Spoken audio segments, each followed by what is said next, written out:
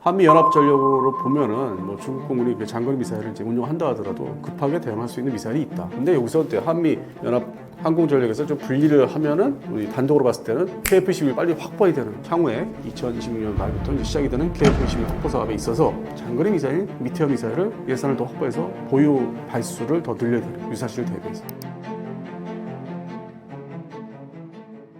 시청자 여러분 안녕하십니까. 디펜스 타임즈 발행인 안승범입니다. 제가 오늘도 또 여기 방송에서 찾아뵙게 됐습니다. 최근에 가장 이제 이슈가 되는 군사 분야에서 무기 쪽이나 이슈가 되는 건 역시 파키스탄, 인도 공중전 지금 한참 핫 이슈로 돼가지고 과연 이게 중국제 전투기가 저평가됐는데 이게 어떻게 프랑스제 라팔 전투기를 격추할 수 있단 말인가? 이제 그게 지금 다들 관심사였고 이제 믿기지 않는.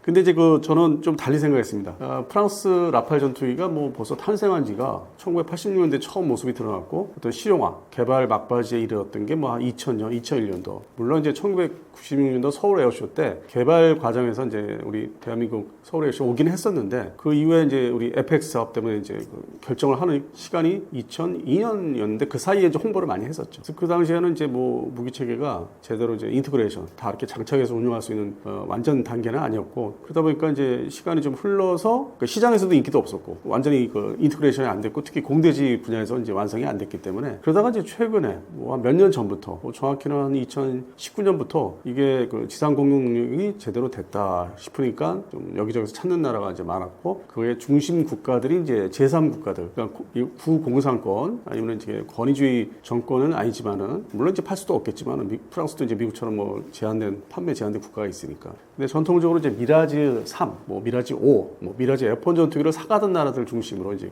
판매가 좀 그런 제3국가들 일종의 회색 국가 서방 국가이면서 회색 국가 쪽으로 이제 팔려 나가기 시작했는데 그러면서 동시에 나온 게 저건 이제 한 20년 지나니까 우리나라 FX 지고 간 이후로 20년 지나고서 이제 팔리니까 뭐 라파라 이제 팔리고 있냐 뭐 이제 이렇게 좀 우스갯소리도 이제 나오고 그러다가 이게 이제 공중전에 처음 붙어버리니까 그것도 결과가 안 좋으니까 그 명성 어떤 개발 과정이나 우리나라 소개된 거나 그다음에 수출 많이 되는 거 그런 단계에서 이제 격추가 돼 버리니까 이거 뭐 별로다. 그래서 제가 이제 이거를 평가하나 말씀드릴 때는 지금은 5세대 전투기 중심이고 세대로 따지면 그리고 6세대 전투기를 앞두고 있기 때문에 이 4.5세대 전투기가 격추될 수 있는 거죠. 이게 뭐 4.5세대가 지금 뭐 공중전에서 뭐 제왕이 될 수는 없는 거니까.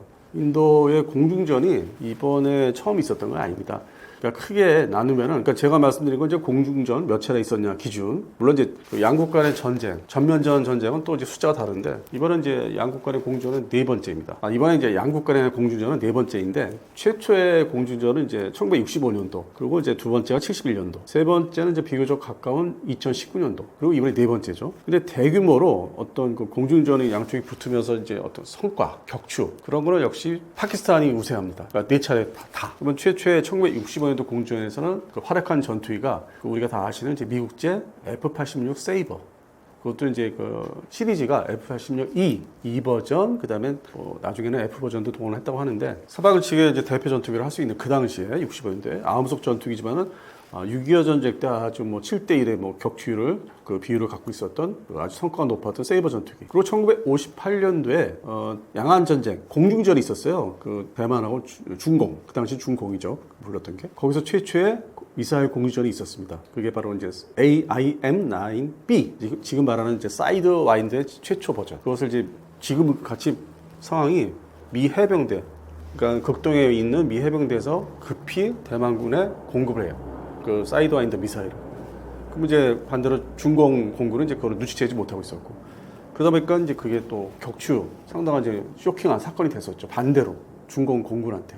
그 중에서 이제 이 공중전 하면서 이제 최초의 미사일을 쏘면서 불발탄도 있었어요. 이번에 뭐 인도 파키스탄 불발탄이 나오듯이. 그 불발탄이 상대방 중공 공군 전투기에 미그 17에 꽂혀가지고 폭발이 안 돼. 그리고 이제 이 폭발이 안 되니까 이제 도망가면서 어렵사리 이제 착륙을 해가지고 그걸 이제 빼내야 되지 않습니까? 또 그걸 고쳐야 되니까 수리해야 되니까.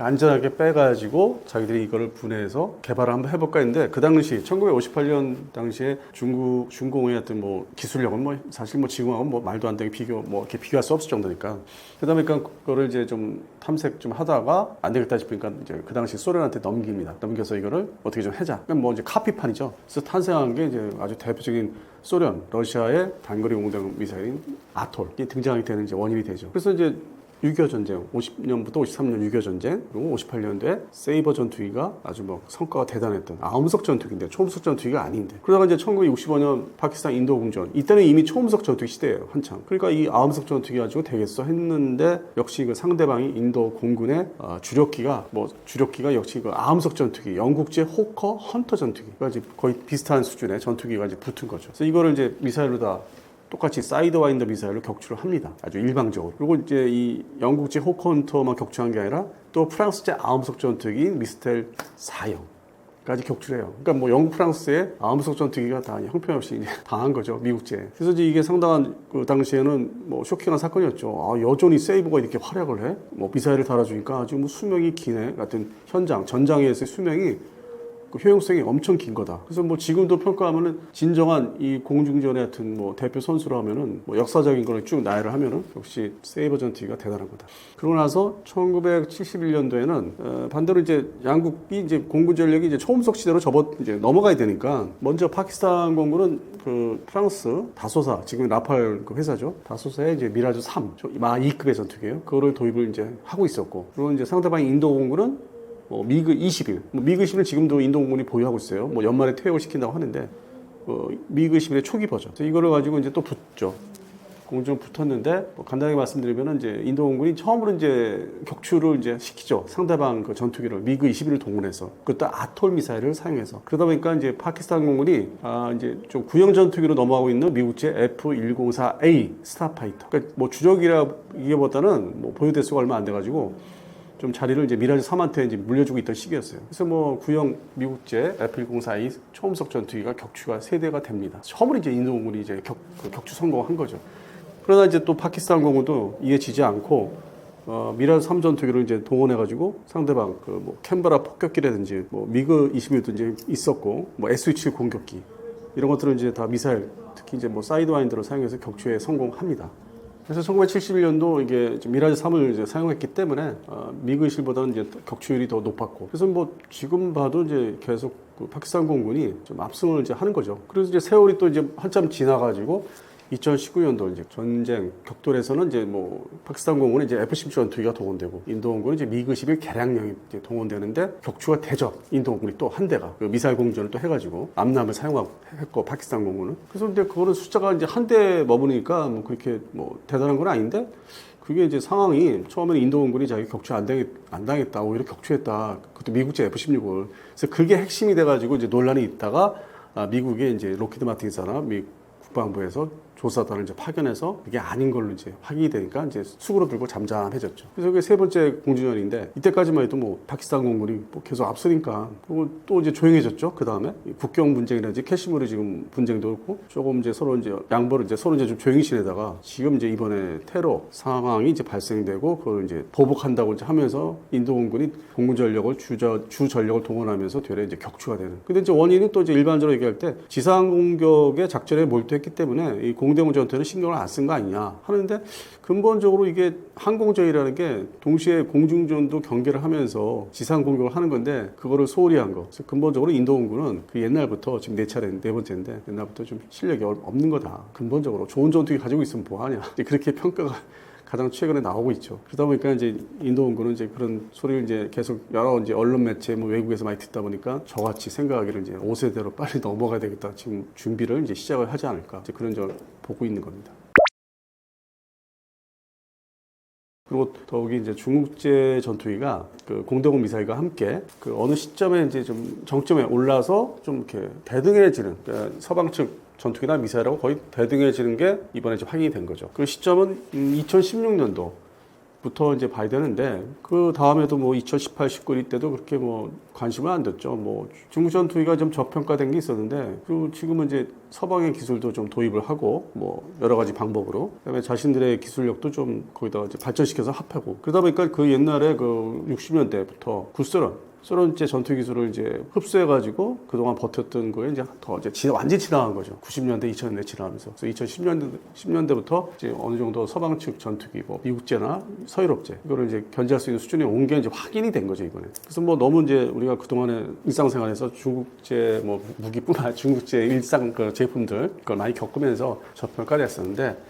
최근에 이제 미국의 트럼프 정부가 들었으면서 이제 관세 전쟁, 무역 전쟁이 있으면서 여러 가지 뉴스가 이제 많이 접할 수 있습니다. 그 뭐 전기 자동차, AI라든지 중국제 제품이나 개발하는 게 옛날 같지 않다. 뭐 저도 뭐 어제 그제 뭐 어떤 일반 뉴스로도 많이 봤는데 그래서 이제 그런 기준을 해서 좀 달리 봐야 되는 게 있어요. 그러면 제가 이렇게 말씀을 이제 좀 요즘에 이렇게 드리고 다니는데 그럼 뭐 친중이냐? 그런 개념이 아닙니다. 그다음 뭐 반중? 뭐 그것도 아니고 친중 이런 게 아니라 정확히 보니까 경계를 이제 해야 되겠다. 중국제 무기, 특히 항공 분야 무기나 미사일 쪽은 경계를 해야 된다. 물론 이제 해상 분야 항공모함 뭐 이제 여러 척이 있고, 그다음에 수직 발사기 장착한 뭐 중국판 23도 이제 등장했는데, 그건 이제 뭐 아무래도 일본과 이제 미국 중심에 견제하는 그 얘기로 쭉 흘러왔었고, 그러다가 이제 공중전, 전투기 중심이 이제 이런 파키스탄, 인도 공중전을 보면서 우리가 이제 많이 좀 속으로는 이제 좀 이게 이거 대응을 해야 되겠다. 이제 그런 상황까지 현재 온 겁니다. 그래서 이 수출에 관련돼서는 라팔 전투기가 여기저기서 더 이제 몇 나라 더 선정될 가능성이 있었는데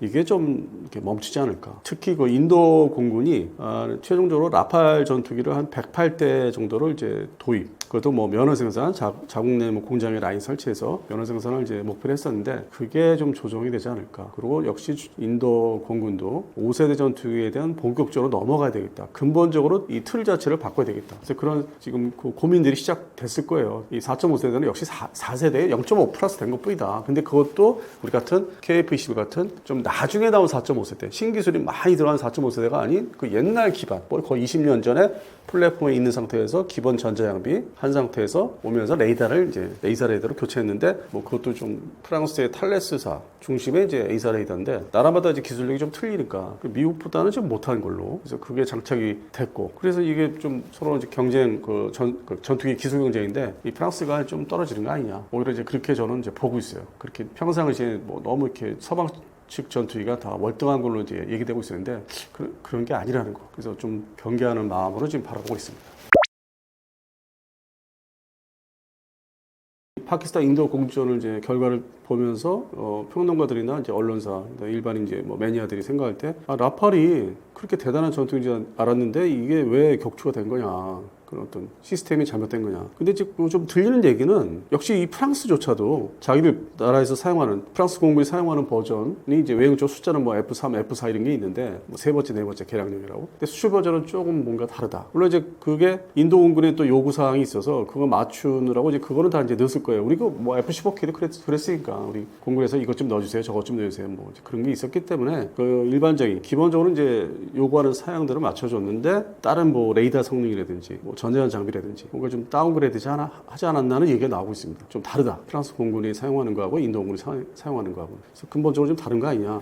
그래서 그 얘기가 이제 슬슬 나오고 나머지 나라들 이제 도입국들이 있는데 뭐 나라별로 요구 사항들이 좀 이렇게 집어넣다 보면은 제각기 다른데 근본적으로 수출량은 좀 다운그레이드 버전 아니냐. 이게 프랑스도 그렇게 하는 거다. 이제 얘기를 하고 있고 근데 이제 그 전에는 뭐 미라지 3이나 미라지 5 특히 뭐 미라지 F1 때는 이제 그런 게 보이지가 않았는데 지금 와서 이제 라팔에서는 좀 있었는 걸로 그래도 이제 바라보고 있습니다. 이게 평가를 하는 게. 그래서 이제 좀 더 지나면은 세부적으로 어떤 부분이 이제 모자르게 좀 다운그레이드 했는지를 이게 뭐 나오게 하겠죠. 시간 한 1년 정도 지나면은 이제 슬근슬근 흘러나오니까. 저도 뭐 이제 그래서 좀 지켜보려고 합니다, 이게. 근데 근본적으로 모르겠어요. 제가 뭐 라팔을 뭐 좋아하는 편은 아니에요. 이게 프랑스의 어떤 무기 개발 사상과 수출 사상이 좀 남다르기 때문에 한때 좀 뭐 이렇게 집중적으로 이제 공부를 한 적이 있었지만 이제 그것도 옛날 얘기고 20여 년 전에 지금은 이게 좀 4.5세대로 이제 점점 시간이 지나면서 구형 전투기로 몰리고 있으니까 그래서 뭐 별로 이렇게 좀 집중돼서 관심을 갖는 거는 좀 점점 못하다는 거. 역시 5세대 전투기에 그리고 KF-21 그쪽으로 이제 관심이 점점 가고 있고 공부하는 것도 그렇고 쏠리는 게. 그래서 뭐 좀 지나면 다른 분들도 이제 좀 기억속에서 좀 가라앉지 않을까 좀 그렇게 생각하고 있습니다. 그래서 이제 이 결과가 이제 지난 일이니까 5월 초순에 5월 7일 날. 그래서 저것이 우리 대한민국의 지금 시사하는 바가 뭘까? 대한민국 공군 전력이. 한미연합 공군 전력은 일단 약간 좀 이렇게 배제를 하고 좀 분리를 해서 평상시 이런 우발, 돌발 사태에 대비하는 공군 전력은 이제 독자적으로 이제 해야 되니까 1차적으로. 그래서 역시 플랫폼, 그다음에 미사일, 장거리 공동 미사일 이것이 있느냐? 현재 공군에서 실전 배치해서 바로 스크램블 걸리면 나가서 대응할 수 있는.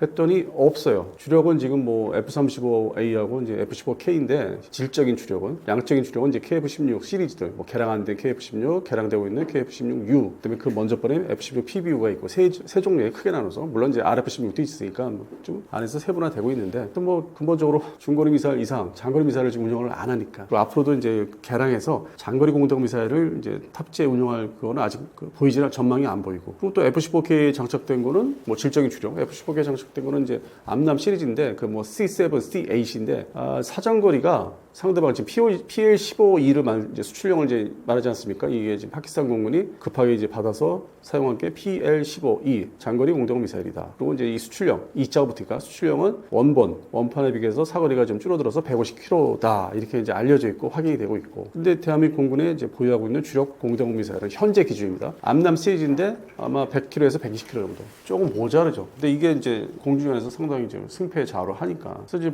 간당간당하고 불안한 상태죠. 그리고 F-35A는 거의 뭐 미국제 공동 미사일로 다 이렇게 획일화되어 있고 추가 이렇게 개발이나 인티그레이션 하는 거는 그 직전이고. 그래서 이제 이걸 봤을 때 당장 서해안에서 뭐 그러지는 않겠지만은 서해안에서 뭐 중국 공군이나 해군 항공대하고 이제 뭐 돌발 사태가 생기면은 진짜 붙었다. 그냥 상상을 해보면은 상당히 우리가 좀 불안할 거죠. 그래서 이제 이거는 이제 5월 기준의 얘기고 그러니까 시간상을 보면은 2026년 말 이제 말씀을 드리는 건데 2026년 12월 달부터 KF-21 블록 1이 생산이 돼서 본격 완성이 돼서 인도가 되죠, 공군한테. 2026년 12월부터. 그럼 거기에 장착된 미사일은 사거리가 뭐 최소 200km짜리 미티어 장거리 미사일 기본적으로 달려서 장착해서 운영할 수 있는.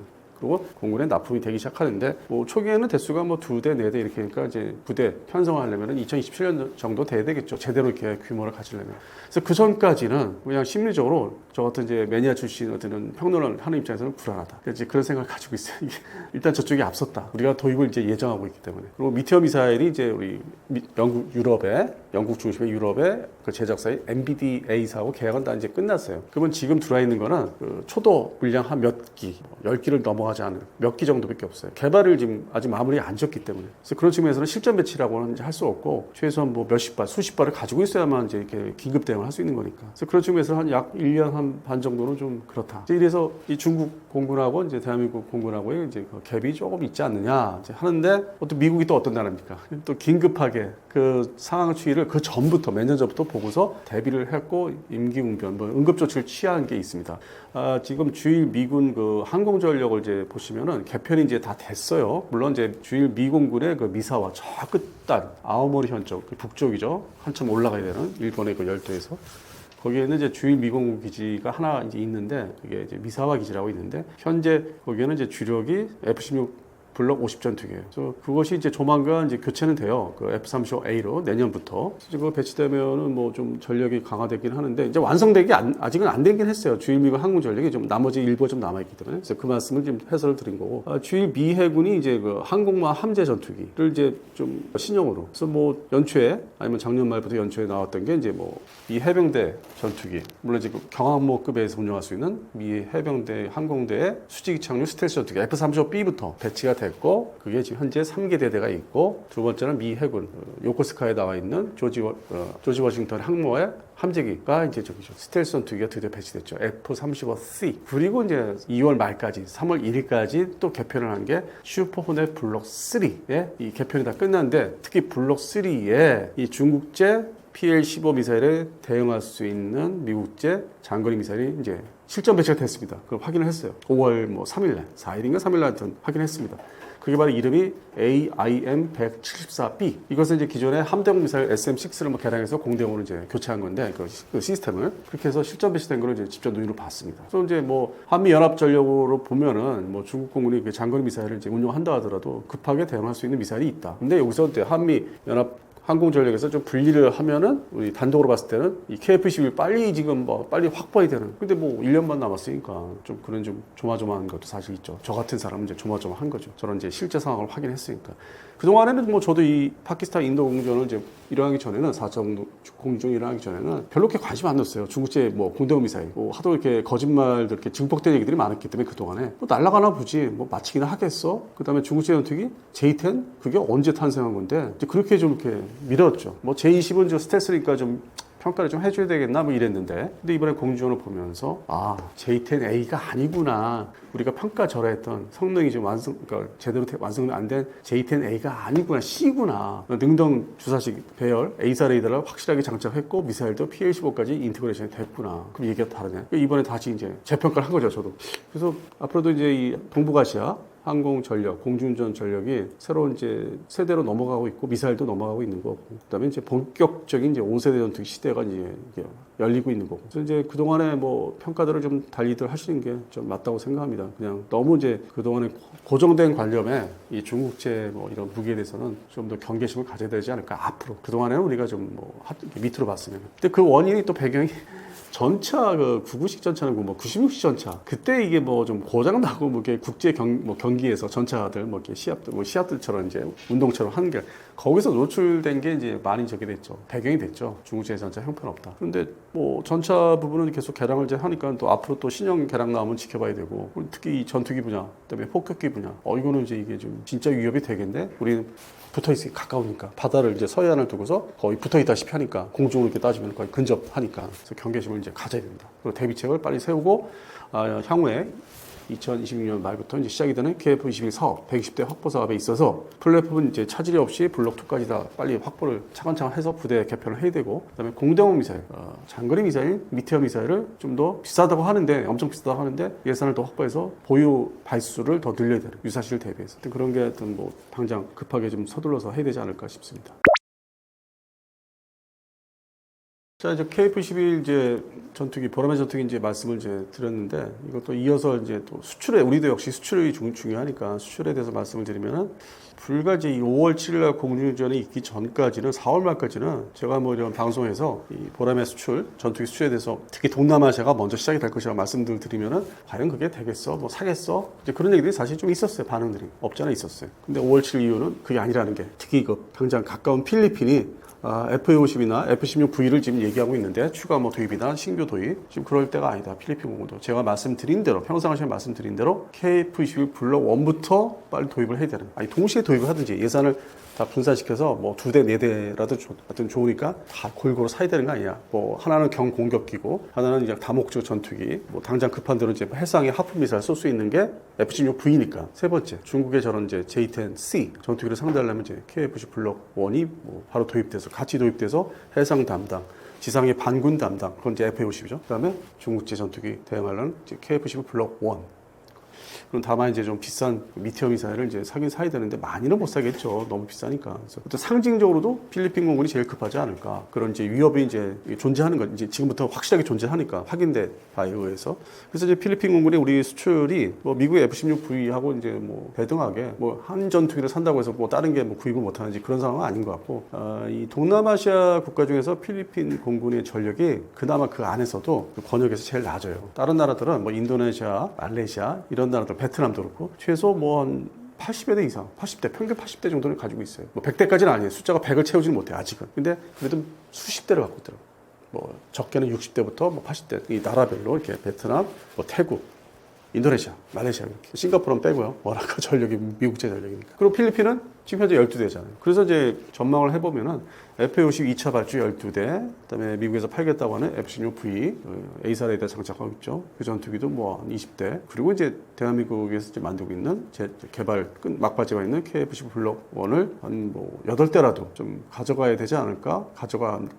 가져가야 되지 않을까 생각을 이제 하고 있으면서 동시에 그들도 똑같은 생각을 할 것이다. 그럼 그 세 가지 전투기를 합해도 뭐 필리핀 공군이 겨우 50대를 넘을 거예요. 전체 규모가. 근데 뭐 중국하고 제일 가까운 위치에 있기 때문에 상당히 좀 이번 그 공중전 사태를 보면서 뭔가 좀 서두르지 않을까 그들 역시 우리한테 이제 달려와서 좀 가격을 좀 낮춰달라는 얘기를 할 것 같아요. 뭐 워낙 뭐 사업을 동시에 진행해야 되니까 필리핀 국방부 공군이 뭐 인도네시아 비교해서 그 예산 규모가 뭐 그렇게 크지는 않은데 똑같이 이렇게 비슷하게 크지 않은데 그래도 잘게 쪼개가지고 집행을 하는 거는 인도네시아보다 나아요. 어떤 뭐 부정부패 면에서도 보면은 인도네시아보다 낫다는 게 우리 대한민국 K방산의 무기들을 꾸준히 사가는 거 보니까 뒤에 뭐 잡음이 없는 편이거든요. 인도네시아 비교해서 서로 양국 간에. 그래서 그런 면에서는 이제 필리핀이 조달 그 방향을 좀 서두르지 않을까. 뭐 그동안 4월 말까지 말씀드린 대로 대상국 중에 제일 최초의 블록원 이 국가가 필리핀을 좀 보고 있고 그리고 원래 공동 개발국으로 들어와 있는 인도네시아 인니가 이제 이게 좀 지금 상당히 이제 저기죠 난처하게 된 게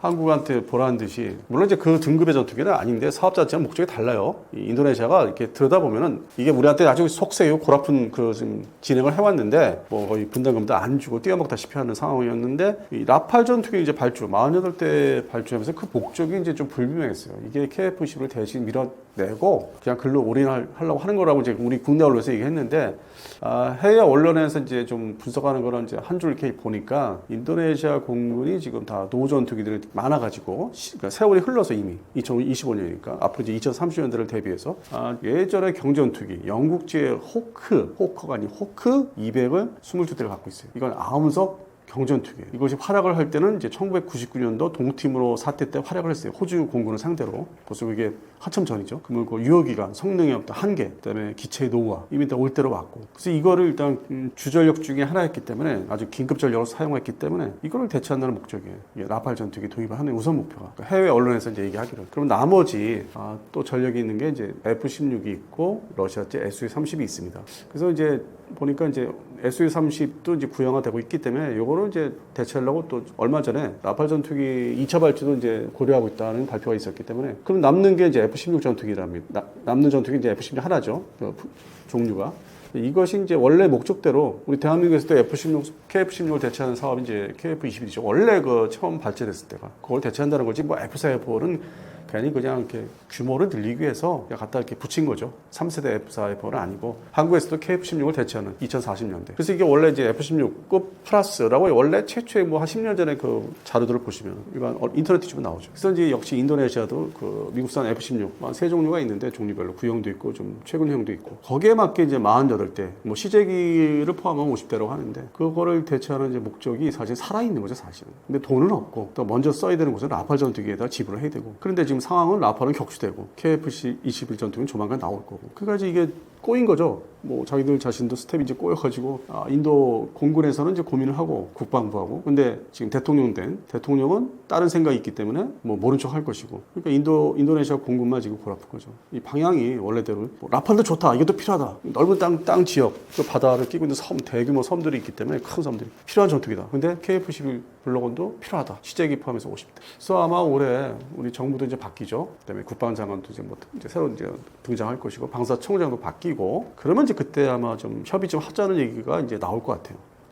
뭐 좀 이 공동 개발 사업에서 좀 뭐 벗어나지 않겠다 내쫓지 마라 하면서 좀 방법이 없냐 좀 이 블록원이 좀 거의 또 필요하다. 지금 인도 파키스탄 사태 보니까 필요한 점 투기다. 미티어가 주적이니까. 그래서 뭐 이걸 낙관한다는 거는 아니고 뭐 이렇게 완전히 서로 틀어지는 상황까지 과연 갈까? 저 인도하고 파키스탄 공주로 인해서 골고루 전투기를 이제 가져야 되는 상황이 이제 된 거죠. 근데 여기서 변수는 미국제 F-15 인도네시아 버전이 지금 제시가 돼 있어요. 판매를 할 테니까 사라. 근데 이 F-15 인도네시아 버전은 미 공군의 F-15 EX의 급이거든요. 그게 수출 버전이죠. 그래서 그게 또 이제 미국제다 보니까 인도네시아 공군이 또 다른 그 대통령이 이제 또 다른 생각, 엉뚱한 생각으로 또 미국제를 이제 먼저 앞세우면은 이게 서로 파탄이 안 나도 양국 간에 대한민국과 인도네시아 간에 파탄이 안 나도 이 사업이 또 이게 가져가는 게 미뤄지지 않을까. 근데 이 동남아시아들이 태국이나 인도네시아가 그동안에 T-50을 이제 발주하고 사면서 두 대씩 아주 힘들게 만들었어요. 그렇다고 사업을 획득 사업을 때려친 것도 그러니까 막 안 한다 이것도 아니고 찔끔 사가니까 우리는 또 그거라도 팔아야 되는 그 시기가 있었고 그래서 그 모습을 또 보이지 않을까. 좀 복잡한 거죠 한마디로. 그러니까 사업이 한마디로 양국 간에 인도네시아, 대한민국 간에 완전히 끝난다 이것까지 지금 얘기하기 좀 아직 이른 것 같고 좀 복잡해지는 것 같습니다. 수출 문제에 있어서. 그리고 나머지 이제 뭐 폴란드 얘기하고 뭐 아랍에미리트, 뭐 사우디 얘기하는데 거기는 아마 블록 2부터 얘기할 거예요. 블록 1은 아닌 것 같아요. 왜냐면 폴란드가 또 F-35A가 이제 도입이 되고 있으니까 이제 예정이고, 또 사우디는 또 다른 이제 4.5세대 전투기, 뭐 타이푼, 유로파이터가 또 있지 않습니까? 지금 그렇기 때문에 의존도가 조금 다 나라별로 이제 그 지역별로 조금씩 틀리고 공통점은 동남아시아에 있다. 그래서 예전부터 제가 말씀드렸지만은 최초의 어떤 본격적으로 판매할 대상 지역은 동남아시아에서 좀 신경을 더 쓰자. 그러고 나서 블록 2 다음은 이제 그쪽 폴란드나 중동이나 뭐 페루까지 생각하는 거고, 뭐 남미 시장까지. 그래서 이제 기종 KF-11의 어떤 버전에 따라서 이제 수출 대상국이 이렇게 늘어나는 거는 맞는데 처음에는 좀 더 동남아시아에 집중했으면 좋겠습니다.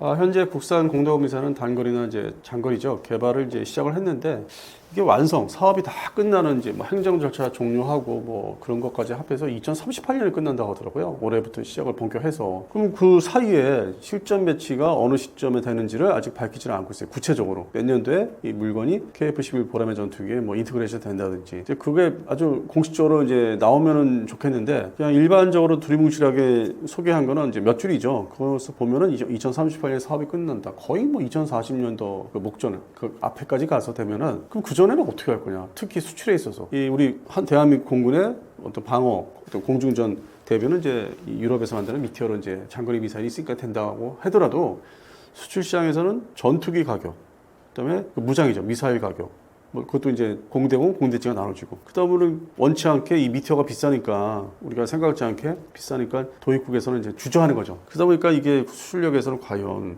경쟁력이 있을까? 뭐 동남아시아는 이제 뭐 블록 1 기준에서 뭐 어떻게 급하게 이게 필요해서 아주 급한 거니까 필리핀 같은 경우 한다고 하는데 이거를 이제 뭐 페루 같은 나라 그 안보 환경, 거기에 또 국방 환경이 이게 그러니까 세부적인 그 가격이나 이 딱 받아보면은 무장은 나중에 사야 되나? 그 플랫폼을 사고 그런 좀 뭔가 좀 앞뒤가 안 맞는 상황에 접어들면은 이건 좀 보류해야 되겠다. 그럴 수 있다. 그 무장 때문에. 그래서 이제 국산 그 미사일들 소위 현재 그 장공지도 이제 개발하고 있고 뭐 거기서 파생되는 게 중공지도 나올 거라 하는 거고 중공지가 나올 거라 하고 있고 공대공 미사일은 이제 국산 단거리, 중거리, 장거리. 근데 지금은 현재 존재하지 않으니까 이제 개발을 이제 시작을 했고 그래서 요게 이제 변수가 수출에 있어서 변수가 작용하지 않을까. 그래서 애초에 이 KF-11 보라매 전투기 개발할 때 전 세계에서 흔히 이제 많이 깔려 있고 도입을 했고 가지고 있는 그 미국제 전투기 장착되는 이제 공대공 미사일 있죠. 사이드와인더나 암납 시리즈. 그래서 그거를 인티그레이션을 이제 하려고 이제 미국에 요청했는데 미국이 거절했고 그러다 보니까 본의 아니게 유럽제 그것도 고가의 고성능의 전투기 미사일을 이제 채택을 하게 된 거죠. 미티어 미사일 단거리는 독일제 IR, IST. 뭐 성능은 뭐 아주 알아줘요. 뭐 이 독일제도. 그다음에 유럽 공동 개발한 이제 미티어도 알아주고. 그래서 처음에 이제 이걸 미국이 봤는데 못 주겠다, 인티그레이션 못 하겠다 해서 일로 왔는데, 이렇게 그 좋은 그 미사일을 처음부터 뭐 달면 좋은데 달아도 돼? 이게 획득비용이 좀 지장이 줄 텐데 무장 따로 전투기 따로 이렇게 사야 되니까 그러니까 뭐 제작을 하더라도 그러다가 이제 뭐 시간이 또 이렇게 흘러오면서 이슈가 이제 블록 2로 맞춰져 있었죠. 그 공격 지상 공격 능력이 유도 미사일이 제대로 있냐 이것도 외국 거 무턱대고 인티그레이션 할 수 없으니까 국산을 빨리 좀 완성을 하자 서둘러서 그러다 보니까 이제 소위 장공지 부수적인 중공지도 있다고 하는데 이게 좀 서두르는 시간이 서로 나눠지게 됐죠. 블록 2 때문에 장공지를 더 빨리 개발 끝내는 걸로 양산 넘어가기 전까지 빨리 개발 끝내는 거. 그래서 이제 블록 2 때문에 그러고 있고 그리고 이제 공대공 미사일은 그 이유고 근데 이제 가격이 그 장공지 중공지가 이제 어떻게 나올지는 또 지켜봐야 되고 그래서. 세세한 수출 가격에 대한 거는 조금 아직은 좀 이르지 않을까. 물론 이제 뭐 필리핀 공군은 아마 이 블록1을 이제 도입을 해도 그 공대공 무장에 이제 아주 극히 제한된 무장만 살 거예요. 많이 못 사고. 인도네시아 공군도 마찬가지고. 그러니까 플랫폼 중심이죠. 그러니까 플랫폼 중심의 가격 산정을 해야 되기 때문에 나머지 나라하고는 좀 다르다는 거죠. 이 가격에 있어서. 그래서 그 부분은 국산 개발이 어떻게 되는지 이제 관련되어 있다 이거죠. 수출에서 시장 그 가격 형성이. 조금 좀 더 시간이 좀 이렇게 지켜볼 시간이 있으니까 개발하는 사람들은 이제 뭐 시간이 쫓기지만은 저희 같이 지켜보는 입장에서는 이제 좀 더 시간을 가질 수 있고 뭐가 이렇게 서로 이제 좀 반비례하는 거지만은 그래서 좀 더 이번에는 처음으로 제가 좀 세분화해서 말씀을 드렸어요. 수출 시장이 좀 더 면밀하게 이제 봐야 되겠. 블록 1과 블록 2에 대해서. 근데 그동안 이제 이런 얘기가 없었잖아요. 뭐 저도 얘기를 안 했었고. 하여튼 이번에 파키스탄 인도 공군전이 이제 그런 것까지 생각을 해보게 되는 계기가 됐습니다. 그러니까 세대로 따지면 국산이 이제 늦게 전 세계에서 주요 공군력, 전력을 갖고 있는 나라 중에서 우리가 제일 늦었어요. 그러니까 꼴찌예요. 공대공 미사일 개발한 나라 치고는 꼴찌에 들어가. 그러다 보니까 세대가 1세대, 2세대 작게 쭉 이어져 왔는데 결국 이제 5세대를 우리가 이제 손을 댄 거죠. 늦게, 막바지에. 그래서 이게 세대는 5세대가 뭐 같이 이제 상당히 이제 뭐가 있어처럼 보이는데 늦게 진입을 했다. 그러면 기존에 개발국들이 뭐 일본도 그렇고 대만도 그렇고 거기까지 뭐 3세대, 4세대 이제 공대공 미사일이었죠. 우리는 늦게 하니까 세대별로는 이제 5세대가 되는데 아무래도 시커 문제가 이제 좀 차이점이 있을 것 같아요. 시커가 요즘 최근 그 소자가 멀티로하게 좋아졌기 때문에 공중에서 뭐 이렇게 프레어를 이제 기반탄을 이제 영화에서 보시면 기반탄 쏘는 거를 식별을 철저하게 잘 하는 거죠. 그 기반할 수 있는 거를 다 피해가면서 원래 그 전투기 본체를 목표로 날아갈 수 있는. 그게 이제 핵심 기술이라 할 수 있죠. 단거리 공대공 미사일에서는. 그래서 그러면서 시커가 또 한 단계 진보를 했다. 우리나라의 뭐 소자 기술이 앞서기 때문에 그거를 적용하고 있다. 그래서 세대 자체는 확연히 4세대, 5세대하고는 이제 게임이 안 된다. 벌어지고 있다. 이제 그렇게 이제 말씀드릴 수 있죠. 우리가 너무 늦게 개발 시작했어요. 전 세계 사례에 비교해서 제일 늦어요. 그러니까 소홀히 했죠. 그동안. 다른 데 무기 개발하느라고. 기술적으로는 이게 덕트리드 램제트는 뭐 오래됐어요. 이게 등장해서. 근데 이걸 실용화를 과연 이제 뭐 먼저 하는 나라가 어디냐, 먼저 뭐 적용하는 미사일이 어느 분야냐, 이제 그런 게 이제 중요시 돼 왔는데 기술적으로 이제 말하면은 이제 그 추력 제어 기능 가능성이 이제 상당히 높아지고 옛날의 기술에 그 처음에 초기에 램제트 덕트리드 램제트보다는 그래서 뭐 가스 발생기 뭐 연소라는 타는 속도를 조정하면서 이제 장거리 날아갈 수 있는 다 연료 공급 계통인데 다 그거를 단순하게 만들고 그러니까 그 연관된 기술들을 상당히 이제 발전시켜서 단순해서 이제 신뢰성이 높아지고 그로 인해서 멀리 날아갈 수 있는 지속적인 어떤 연소를 하면서 태우면서 연료를 그렇게 하기 때문에 이 미티어 같은 미사일 이제 이런 것들이 나올 수 있었던 거고 뭐 2000년대 초반부터 그리고 또 이제 중국은 좀 달리 좀 더 약간 좀 달리해서 개발을 했는데 PA-15 같은 거는 그리고 무엇보다도 이제 고기동 성능이 이제 알아주는 거죠. 상대방 전투기가 이제 가까이 왔을 때 뭐 급히 회피하는 거 다 쫓아갈 수 있다든지 영화에서 보듯이 그리고 이제 급가속 환경 제어가 이제 아주 그것도 단단하게 그러면 피하는 대로 막 할 수 있는 그런 상상할 수 있는 그런 건데. 그게 상당히 이제 안정화된 거죠. 그 미사일이 이제 그 엔진 체계를 도입을 하면서 그 옛날 개념보다는 이제 발전이 된 거, 개선이 된 거죠. 초기 그 원리가 나왔을 때보다는. 그리고 무엇보다 사거리를 증가시켰다는 거죠. 이게 단순화됐기 때문에 주변에 있는 공기 흡입을 이제 연소를 최대한 잘 하고 있기 때문에. 근데 초기에 이 기술이 등장했을 때는 좀 불안정한 게 많아서 실전 배치 전투기용 미사일에는 잘 좀 설왕설래했었는데 지금은 이제 이게 일반 대세로 이제 접어들고 있는 시점이 된 거죠. 그 대표적인 게 이제 미티어가 그렇게 개발하니까 중국이 또 이렇게 치고 나오고. 그다음부터 우리도 이제 그렇게 가는 거고 또 미국도 이제 그쪽으로 이제 전환을 하게 되고 그래서 미사일 종류는 앞으로 점점 늘어나는 거죠. 그 원리를 채택해서 그 추진 체계를 채택해서 이제 종류가 개발 이렇게 많이 점점 늘어나고 있는 거죠. 그래서 미국도 이제 뭐 차기 공대공 미사일이 아직 개발은 안 끝나는데 그걸 이제 지켜보면은 대세죠. 이게 우리가 늦게 개발을 이제 하긴 했는데 그 트렌드는 또 맞고 근데 저는 아쉬운 게 아니 옛날부터 이 주변국이나 뭐 대만이나 일본처럼 이 공대공 미사일을 그 적외선 유도 방식이라든지 아니면 세미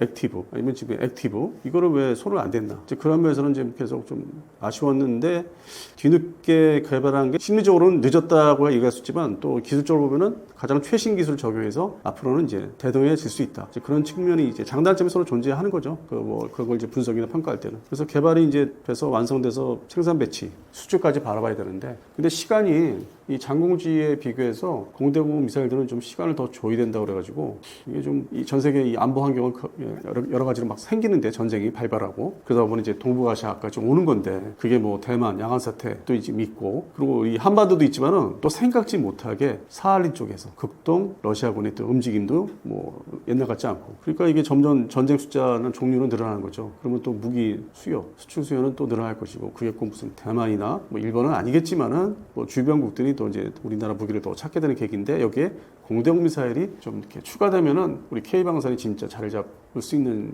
계기가 되는데 이게 2030년대 빨래 중반이니까 한 10년 정도 또 기다려야 되는 그 사이에 수출할 수 있을 정도로 되려면 그래서 그런 부분이 이 뭐 신기술 램제트 이런 덕트리드 램제트도 다 이제 우리도 기술을 가지고 있으니까 개발을 한다고 하는데 시간이 좀 걸린다. 그리고 이제 흔히들 이제 기대하시는 K방산에는 좀 더 이런 부분이 뭐 매출이라고 하죠. 방산업체 주로 이제 LIG 넥소에서 이 미사일을 담당하는데 거기는 현재 지대공 미사일 중심이죠. 함대공 미사일은 수출이 안 되고 그다음에 공대공도 그 다음 이제 물건이 되겠죠. 개발을 하고 있으니까 그래서 뭐 잘 될 거라 보는데 시간이 너무 좀 많이 걸린다는 게 그게 좀 아쉽습니다.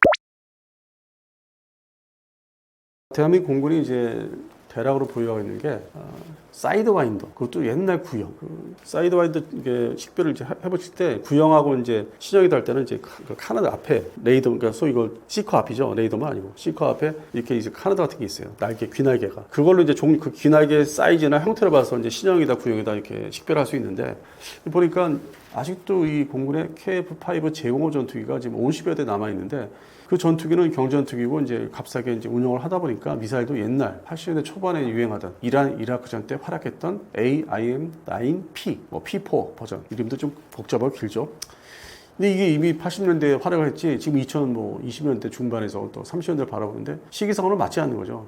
그거에 대한 교란, 회피를 얼마든지 할 수 있는 상대방 기술이 늘어났기 때문에 그래서 그런 측면에서 단거리 공대공 미사일이 뭐 좀 구형 미사일을 지금 말씀드린 P형, P4라고 하죠. 4형. 그 안에서도 또 이렇게 개량하면 또 이름이 또 그냥 계속 붙으니까. 그러니까 P4형이 있고, 그다음에 이제 KF-16 사업대, 전투기 사업대, 면허 생산할 때 도입한 M형. 이것도 뭐 90년대나 활약했던 거지. 뭐 걸프전 때나. 지금은 또 구형으로 이제 완전히 접어들고 있고. 그래서 M형도 좀 많고. 그다음에 이제 그 다음에 사이드와인더는 X 버전이에요. 근데 여기서부터 가격이 뭐 상당히 비싸다고 하더라고요. 이게 기술도 발전됐고 뭐 사고력도 들어갔고. 근데 이것은 이제 F-15K부터, 그다음에 뭐 F-35A라든지 그렇게 좀 시대별로 도입한 시기별로 이제 사이드와인더 미사일 종류도 틀리기 때문에 이렇게 쫙 단거리 공대 미사일 이렇게 쭉 이어지죠. 근데 이거를 뭐 일본, 뭐 저쪽에 뭐 하다 보면 남아공, 브라질, 뭐 유럽은 뭐 여러 나라들이 말할 것도 없고 독일도 그렇고 영국도 그렇고 그 기술이 퍼져요. 옛날에 50년대 58년도 이후에, 그러니까 58년도 금문도 공주전 이후에 기술이 뭐 암암리에 퍼져가지고 아니면 미국이 또 승인해서 기술 준 것도 있고 독일 같은 경우 옛날 서독에.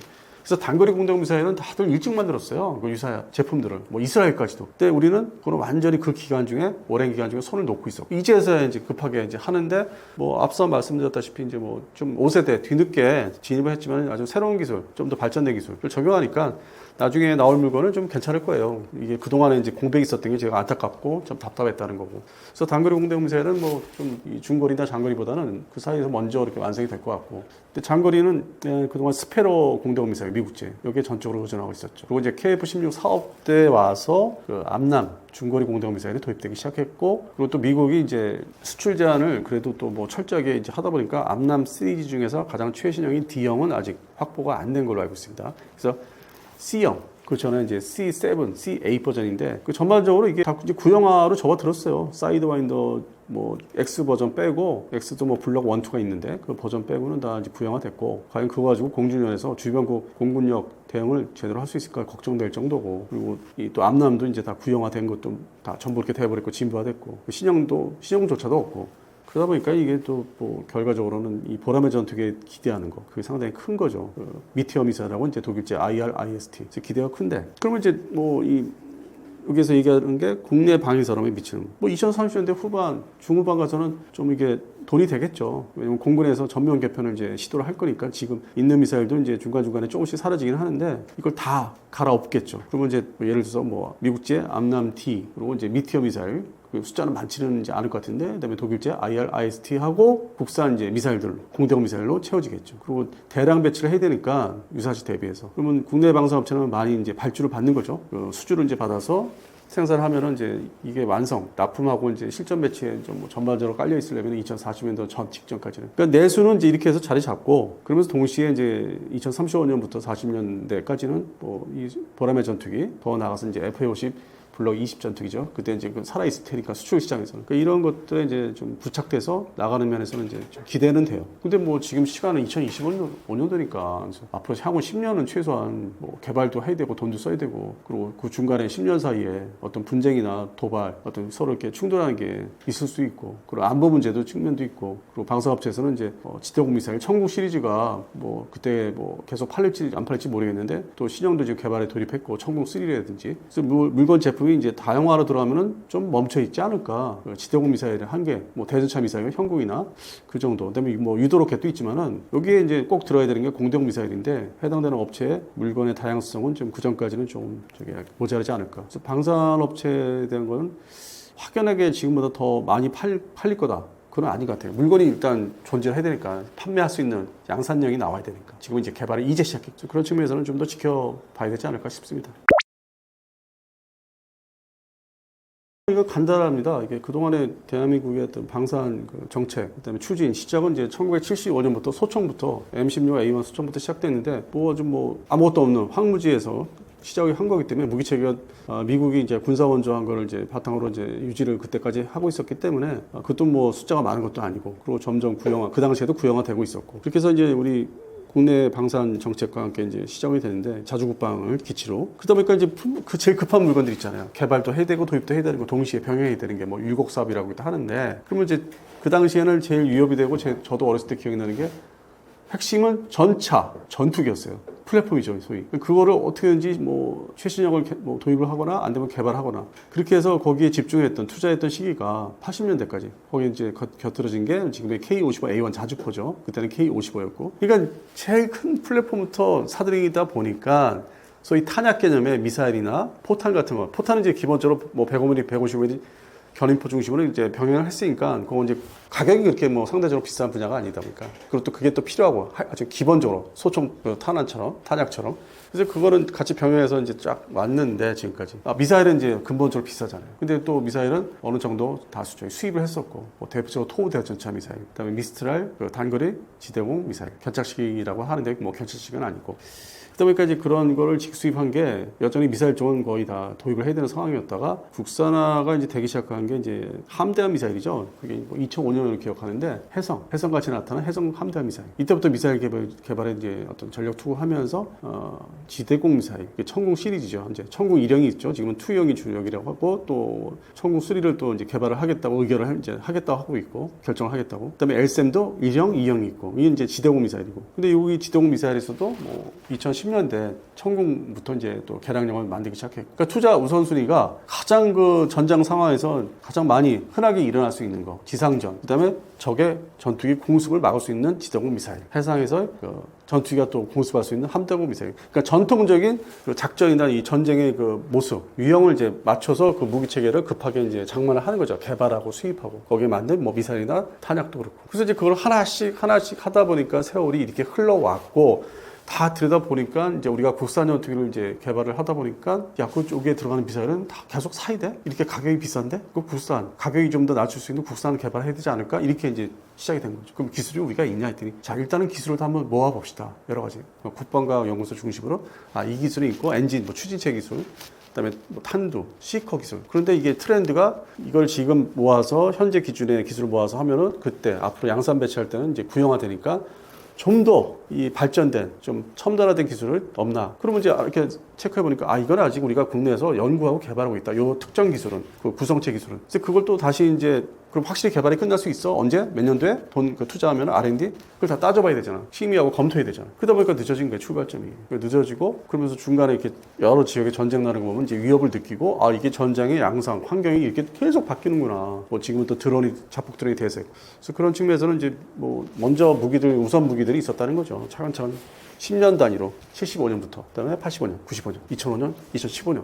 그래서 웬만한 걸 다 장만을 했는데 여기서 K방산이 터진 거는 이제 전차, 자주포, 그리고 이제 경전투기는 됐죠. 그러면 이 제품에 대해서 그 다음 단계, 그 발전형 개량용을 또 이제 준비를 해야 되는데 그중에서 이제 항공 분야의 KF-11은 잘 되고 있고 자주포도 이제 그럭저럭 뭐 A2, 그 K나 A2나 A3 무인화시키고 사정거리가 뭐 70km까지 가는 그렇게 가고 있는데 전차가 조금 뭐 좀 그 상대적으로 느려. 그래서 이것도 신경 써야 되고 이런 현재 팔리고 있는 제품에 또 후속 물건도 개발을 해야 되고. 그러니까 돈을 쓸 때가 직접 구매해야 되는 거, 이 국방이라는 게 국방부에서 방사청을 통해서 사야 되는 무기도 많고. 그때 주로 이제 뭐 날아다니는 건데 비행기들, 항공기들. 근데 주로 미국제를 사야 되고. 근데 비싸고. 그러니까 이제 이런 예산 배분, 기술 뭐 확보, 그다음에 기술 확인 그런 문제가 이제 다 뭐 엄청나게 많은 거예요. 뭐 이게 일반적으로 뭐 수십 가지가 아니라 뭐 이 세세하게 따져보니까 뭐 수만 가지더라고요. 자료 책들을 이렇게 보면은 거기에 들어가는 기술을 다 합하면. 그래서 그런 것들이 이제 다 좀 원인이 됐었고, 그래도 결단을 이제 뒤늦게 내린 거죠. 워낙 이제 이 미국제 미사일뿐만 아니라 유럽제 미사일이 워낙 비싸니까 이 감당이 안 되니까. 그리고 이건 다 탄약 개념 있잖아요. 소모되는 거잖아요. 그래서 도저히 안 되겠다. 이거 해야 된다. 지금이라도 하자. 좀 기술은 좀 더 앞서가는 기술을 확보해서 하자. 이렇게 돼서 늦게 출발했는데 저는 이제 계속 앞서 말씀드린 거는 불안하다는 거는 다 좋아요. 취지 좋고 다 해낼 수 있어요. 완성할 수 있고 양산 배치할 수 있고. 그럼 그 사이에 기다려야 되는데. 그럼 그거는 이제 대책이 뭐가 있냐. 그럼 마지못해 미티어 미사일이나 IST 미사일 같은 거를 좀 더 울며 겨자 먹기 식으로 또 사야 되는 거예요. 더 돈을 들여서. 그러니까 이중으로 돈이 들어가는 문제가 또 있어요. 뭐 전쟁 대비를 해야 되니까 특히 옆에 나라가 저렇게 무기 기술이 막 일시월장 막 성장을 하고 있으니까 대비는 해야죠. 일단 그 다음에 또 북한이 또 기다리고 있고 북한도 이제 그게 유입이 될 거예요. 러시아, 중국의 뭐 하다못해 전투기까지. 왜냐면은 최근에 전승절, 러시아 전승절에서 푸틴하고 그 시진핑 이제 뭐 기자들 이렇게 뭐 이렇게 물어보면 질문 이제 하다시피 해서 나온 얘기가 기자회견 비슷하게 뭐 공동 뭐 선언문 비슷하게 나온 게, 야 북한 이제 그만 제재해, 그만 괴롭혀. 그 옛날에 냉전 시절 같은 모습을 이제 발언을 한 거예요. 그걸 보면은 야 이게 시기상은 언젠가에는 앞으로 가까운 장래에 중국제 J-10C가 북한에 이제 들어갈 수 있는 여지가 발생되고 있다, 시작이 되고 있다. 그러니까 이제 우리는 이 공대공 전투도 이제 그동안에 좀 안일하게 생각했는데 뭐 미국이 다 있으니까 조기용보 통제기도 있으니까. 근데 북한이 지금 조기용보 통제기도 지금 만들기 시작했고, 해상에 뭐 경 이지스함이죠. 가벼운 이지스함도 지금 나름대로 자기들이 기술을 어떻게 싹 받아서 만들고 있고 척수를 늘린다고 하고 있고. 그러니까 본격 재래식 무기에서도 북한도 남한을 이제 본격적으로 대응하는 거예요. 그 담보, 뒤에 담보는 이제 핵무기가 있으니까. 핵무기 있으니까 야 전술무기 평상시에 아무 때나 붙을 수 있는 전술무기 본격 개발하자. 이러다 보니까 최근 늦게 이제 돌입한 이 공대공 미사일, 이것도 이제 중요한데 이제 시간이 또 걸리니까 그 사이 뭔 일이 날지 모르니까. 그래서 그런 면이 좀 불안해요. 이 개발 자체는 전적으로 이제 지지를 하는데 뭐 기술도 있다고 믿고 있고 뭐 여러 방면에서 언론에서 많이 보도를 했었고, 그래서 그건 뭐 믿어 의심치 않는데. 그래서 하여튼 항상 세월이, 그다음에 돈이 문제입니다. 제가 항상 말씀드리로는 시간과 돈이 문제다. 이 국방 방산 분야 확보하면 좋은데 그 사이 뭔 일이 나지 말아야죠. 그동안 우리가 돌발적인 이제 뭐 국지 뭐 이렇게 충돌이 있었어도 전면 전화 없었으니까 70년 이상. 그래서 그런 측면에서는 앞으로는 또 모른다 이거죠. 미국의 공중급유기, 신형 공중급유기가 이제 말 그대로 이름이 이제 KC-46A인데 보잉사가 이제 만들고 있죠. 그 공장에서도 여전히 뭐 열심히 잘 만들고 있는데 그 여러 가지 소소한 세세한 성능이 좀 모자라거나 좀 결격 사유가 있다고 해서 계속 이제 기사화되고 문제가 되고 있는데, 그럼에도 불구하고 생산 배치를 이제 하고 있고 일본 항공자위대도 이제 도입을 이제 해서 또 추가 도입도 지금 고려하고 있고 준비하고 있고. 그래서 이제 동맹국 중에 뭐 가깝다고 하는 일본이 이제 채택을 했고, 우리나라는 이제 그 2015년도에 공중급유기 사업 때 이게 완성이 안 됐다고 해서 배제를 하고 프랑스 에어버스사죠. 프랑스 중심의 에어버스사에서 만드는 이제 그 KC-330을 도입을 해서 지금 4대를 가지고 있고.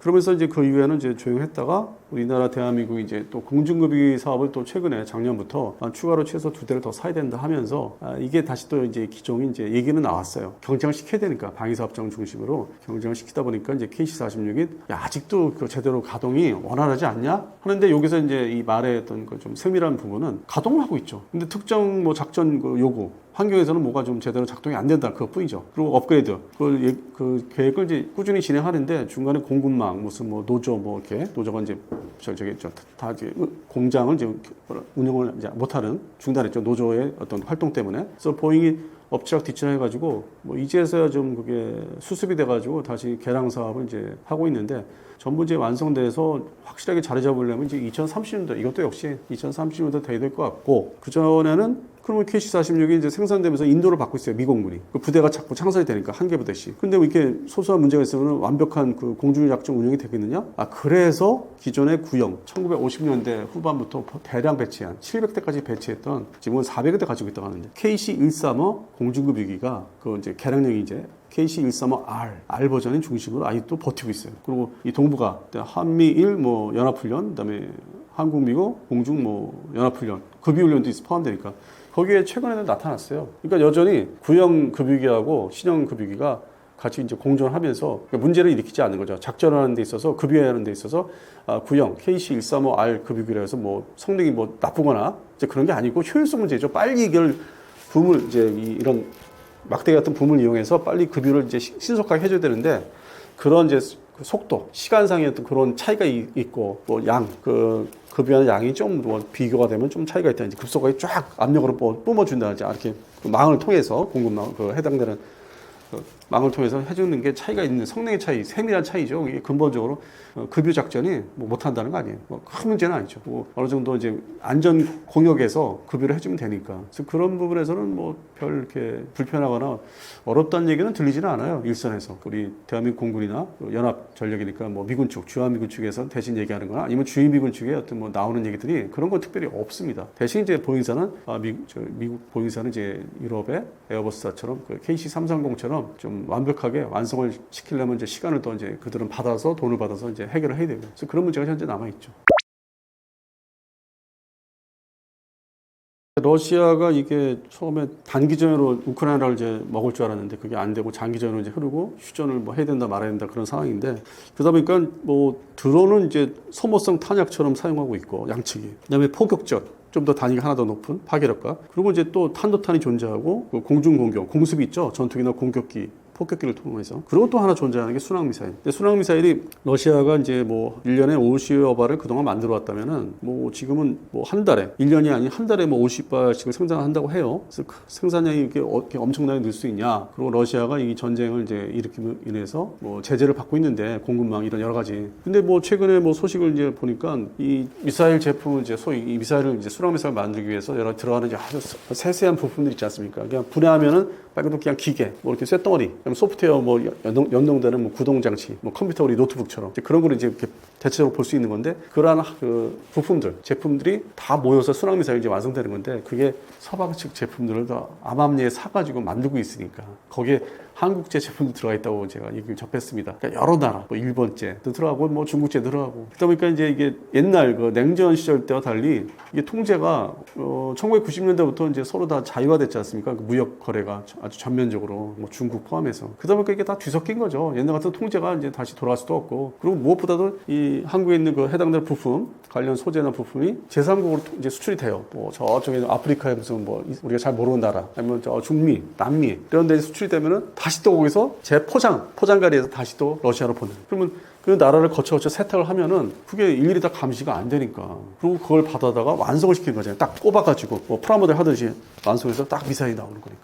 그러니까 그런 측면에서 이제 어려워진 거고, 이쪽에서는, 서방 측에서는 반대로 러시아는 이제 그 옛날 아주 혹독한 냉전보다는 지금은 문제가 없다. 무기를 생산하는데 어려움이 없으니까 증산을 하자. 돈은 이제 갖고 있으니까 어떻게든지 빨리 더 만들어라. 만들어서 우크라이나를 아주 그냥 작살을 내자.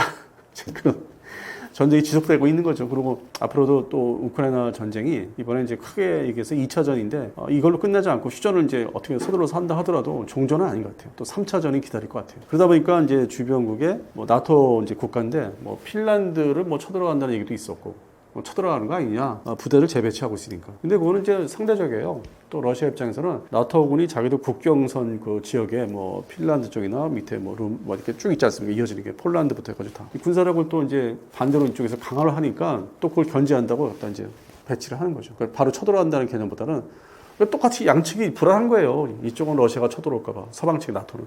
러시아 입장에서는 우크라이나 지금 완성의 전쟁이 다 먹지를 못했는데 이게 또 반대로 찝적될까 봐. 그러니까 러시아에서는 일단 선제적으로 배치를 또 하는 거죠. 핀란드 쪽에. 뭐 그 옛날에 2차 대전 때 그 뭐 먼저 공격 전쟁을 했던 그 개념이 아니라 나름대로 견제를 하는 거죠. 나토군이 뭐 진입을 한다든지 뭐 그거 하지 마라. 난 얘를 지금 두들겨 패고 있는데 너희들은 뭐 이걸 넘어서 들어오겠다고? 나를 위협한다고? 그럼 나도 너한테 견제를 하겠다.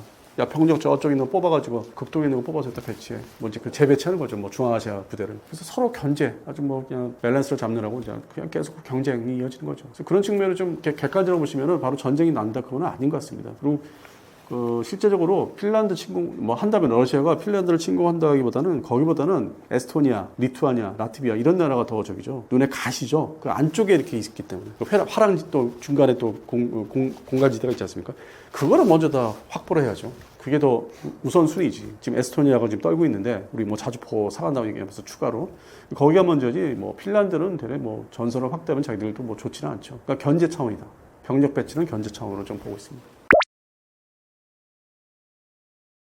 현재 뭐 러우 전쟁, 우러 전쟁이 지금 계속 뭐 끝나지 않고 뭐 아니면 최소한 휴전이 안 되고 있는데, 그러다 보니까 이제 옆에 나라에 이제 폴란드가 딱 붙어 있지 않습니까? 그 지형상 지리적으로 계속 불안한 거죠. 일단 지금 가라앉아야만, 일단 지속적인 어떤 싸움 자체는 가라앉아야만 뭔가 다른 얘기, 다음 준비를 할 수 있는 건데, 그러다 보니까 이제 이 폴란드 측의 무기 확보 사업이 그 K방산 중심으로 이제 계속 발주가 되고 뭐 어떤 거는 계약이 안 됐다. 즉 그게 뭐 이제 이어지고 있는데, 지금 현재 자주포는 지금 자기들이 진짜 필요한 핵심 장비이기 때문에 계속 발주를 이제 차례대로 하고 있고, 전차가 이제 지금 타결을 못 짓고 있죠. 뭐 5월 달에는 타결 짓는다고 했다가 이게 지금 또 6월 달로 넘어가는 것 같고, 그러다 보니까 뭐 K2 전차 그렇고. 근데 대신 이제 또 하나가 있죠. 3대 무기 중에 K방산 폴란드 수출의 FA50 전투기. 1차 12대는 이제 잘 가 있고, 나머지 36대 개량한 거, 블록 20이라고 하는 거, PL 버전. 이게 뭐 얼마 전까지만 해도 시중에서는 이제 많이 걱정을 했어요. 미국이 뭐 수출 승인을 그 레이더 관련된 거, 뭐 무장 관련된 것도 포함해서 계속 뭐 이렇게 지지부진하다, 안 해주고 있다. 그래서 이게 사업이 지금 납품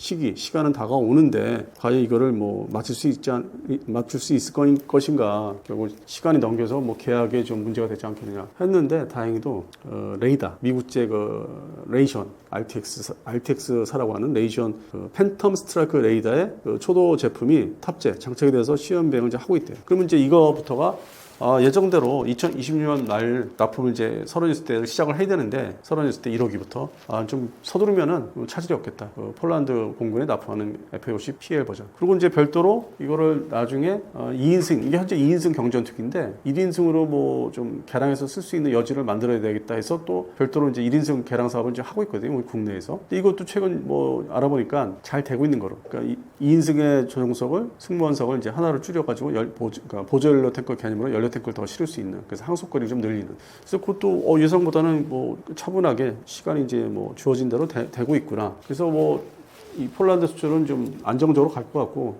납품하는 게 그리고 이제 나머지 나라들, 대상국들, 뭐 여러 가지 나라들이 등장하지 않습니까? 거기에 이집트도 지금 등장하고 있고, 물론 이제 뭐 중국제 J10CE 버전 뭐 산다고 해서 우리 사업이 뭐 위협받는 것처럼 얘기들 하시는데, 그건 별도의 사업이고, 이집트 공군이 하여튼 뭐 여러 종류의 전투기나 공격기를 가지고 있기 때문에 각 기종별로 대체하는 소요가 좀 다르고, 그래서 이집트도 지금 뭐 좀 진행이 될 것 같고, 그래서 그런 것들이 이제 옵션. 그러니까 우리는 이제 대수뿐만 아니라 이 성능에 대해서 이걸 좀 더 개선해서 구입을 하게 되면은 가격이 어떻게 변동이 되느냐. 그런 거는 이제 계약을 안 한 이집트가 대상이 되고, 그 다음에 이제 말레이시아가 이제 M 버전이라고 하는데, FA50M. 그러니까 말레이시아라고 이제 지칭하는 거죠. 그거에 대해서 이제 2차 발주. 현재는 1차 발주거든요. 18대. 그래서 이 물건을 이제 받아서 써본 다음에 2차 발주를 이제 하겠다는 이제 의향을 이제 가지고 있기 때문에 이 개량 사업이 상당히 중요하거든요. 나머지 수출하는 데 있어서. 물론 뭐 좀 저렴하게 사갈 나라들은 그냥 기존에 대한민국 공군 수준의 개량이 안 된 버전을 이제 요구하는 나라도 있는데, 이 주변국의 어떤 전장 환경 대비가 좀 첨예화된 나라들은 또 개량력을 요구하고 있고.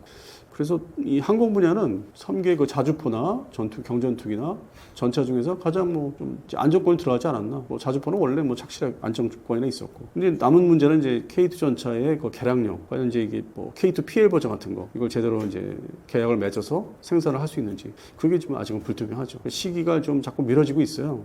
그래서 그런 부분, 방산 수출이 또 이제 그런 부분에 지금 주시가 되고 있고. 그래서 항상 관리가 중요하고, 그다음에 여론 관리, 언론에 대한 관리를 이제 너무 과장된 국보 뉴스만 이렇게 만들어서 할 게 아니라 뭐가 잘 되고 있으면 되고 있는 대로, 그다음에 문제점이 있으면 있는 대로 좀 이렇게 보완을 해야 되는 얘기들을 좀 섞어서 해야 되는데, 그런 부분도 관리가 돼야 되는데, 이제 새로운 정부에서 방사청이 이제 어떻게 주도할지는 좀 두고 봐야 되겠습니다. 지금 우크라이나, 러시아 전쟁에서 그 기존에 자폭 드론이 이제 뭐 상당히 오랜 기간 이제 4년 차 지금 사용되고 있는데, 이제 최근에 광섬유 드론이 또 대단하다, 대세다 이렇게 등장하면서 이 광섬유 드론이 진짜 이게 간단히 얘기해서 뭐냐 질문을 이제 하시는데, 말 그대로 줄 달린 거야, 줄.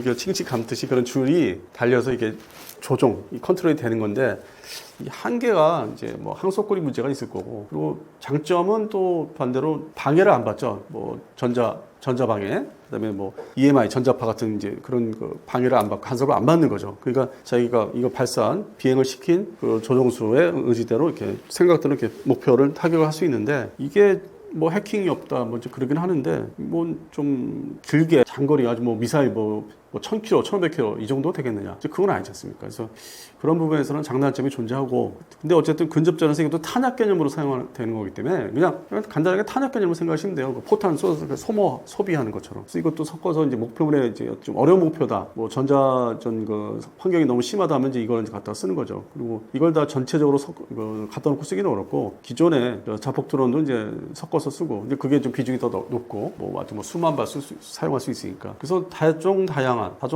이제 자폭 드론, 이런 정찰 드론도 있고요. 그래서 이런 게 넓게 이제 점점 확대가 되고 있다. 그 안에서도 이제 세분화되고 있다. 종류가 늘어나고. 그래서 이런 면에서는 이제 우리도 도입을 이제 해야 된다 하는데, 현재는 갖다 들이박는 이제 자폭 드론 도입을 이제 본격적으로 이제 발주를 이제 올해 해외에서 사오는 걸 이제 어떤 의결을 하고 결정해서 아마 내년부터 26년부터는 이제 좀 부대 보급이 돼서 전문 부대, 그다음에 일반 이제 보병사단에도 이제 보급이 돼야 되기 때문에, 그런 면에서는 이제 이것도 들어오게 될 것 같다. 여러 종류로. 그러니까 점점 늘어나면은 이 한국군에도 이게 좀 점유하고 이제 종류가 들어가는 게 아마 2030년 전이면은 상당수 이제 차지할 것 같습니다. 그래서 이거는 이제 좀 집중해서 봐야 되죠. 어떻게 사용되고 어떤 그 전과를 거두고 있는지. 그런 면에서는 중요한 부분 중에 하나입니다. 현대 그 첨단 무기 중에서.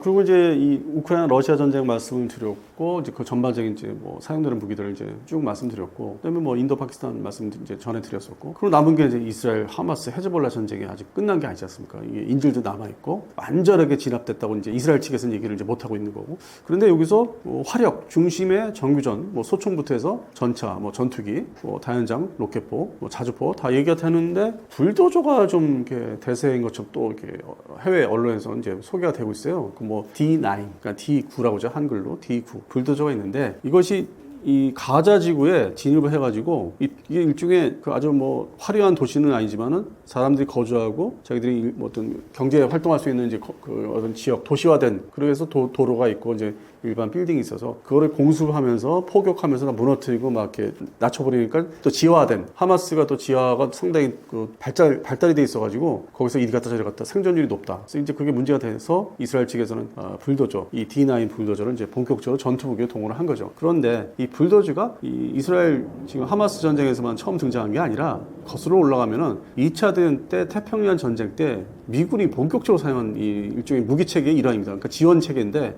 똑같이 일본군이 제국주의 군대 일본군이 이제 섬별로 그러니까 섬 지역별로 저항하는 게 있었기 때문에 그다음에 급히 뭐 활주로를 건설한다든지 미군이 전투기를 이제 기지를 만들기 위해서 주둔지를 급히 만들어야 돼서 이제 밀어내고 해야 되다 보니까 그 당시에 미국이 이제 특징이 이런 건설 기계들이 아주 뭐 좋은 걸 많이 가지고 있었고 아주 일상한 그 어떤 자기들이 미국 본토에서 사용을 하고 있었기 때문에 동원해서 태평양 전쟁에서 큰 활약을 해서 나중에 전쟁이 끝난 다음에 이게 상당히 재평가됐었어요. 그러고 나서 6.25 전쟁 때는 뭐 그렇게 뭐 대량 사용된 건 아니고 뭐 장전호 전투나 이제 이런 데서 일부가 좀 뭐 공중 뭐 투하를 했다든지 뭐 그 다리를 뭐 이어서 임시 뭐 부교가 다리를 하기 위해서 극히 일부 사용된 건 있는데 또 본격적으로 이제 뭐 기지 건설을 해서 사용한 거는 이제 베트남전 때 그 정글지대 이제 그 주변에 이제 일반 도시 그러니까 뭐 지금 말하는 그 뭐 빌딩 그 도시가 아니라 낮은 그 건물들의 주둔지 주변에서 이제 이 불도저가 필요했고 뭐 잡초지대든지 뭐 이렇게 정글지대 그러다 밀어내고 또 주둔지를 만들어야 되기 때문에 그래서 이제 베트남전 때까지 그렇게 쭉 사용되다가 이제